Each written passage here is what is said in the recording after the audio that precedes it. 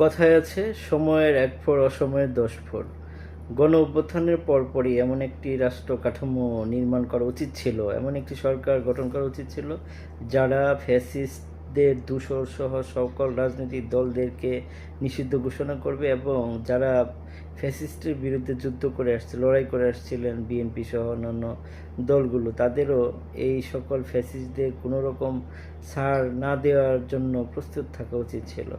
এবং প্রশাসনিক একটু রদবদল দরকার ছিল। সেনাপ্রধান, বিমান বাহিনীর প্রধান, পুলিশ প্রধান সহ সকলকে পরিবর্তন করে নতুন করে ঢেলে সাজানো দরকার ছিল। তাহলে বর্তমান সময়ে এই ধরনের উদ্বেগ উৎকণ্ঠার মধ্য দিয়ে জাতিকে সময় পার করতে হতো না।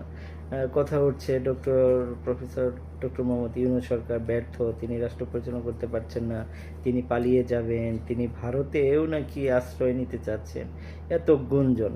তো সঠিক সময়ে সঠিক সিদ্ধান্ত না নিলে যা হয় তাই। আমরা আবেগী গণ অভ্যুত্থানে ফ্যাসিস্ট শেখ হাসিনাকে পরাজিত করে আমরা ভুলেই গিয়েছিলাম রাষ্ট্র কীভাবে পরিচালনা করতে হবে। তাকে সহযোগিতা করা উচিত ছিল।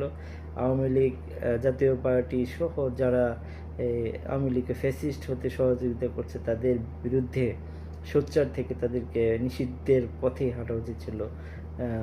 জুলাই গণ অভ্যুত্থানে যারা ঐক্যমত্য পোষণ করেছিল, এক কাতারে দাঁড়িয়েছিল, সকলকেই। এখন কি করা উচিত? এখনও সময় আছে সঠিক সিদ্ধান্ত নেওয়ার। ফ্যাসিস্টদের দূষর সহ সকল রাজনৈতিক যারা সহযোগিতা করেছে শেখ হাসিনাকে, তারাও সমান দোষী।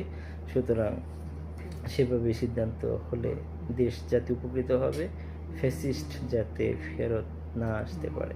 ধন্যবাদ সবাইকে।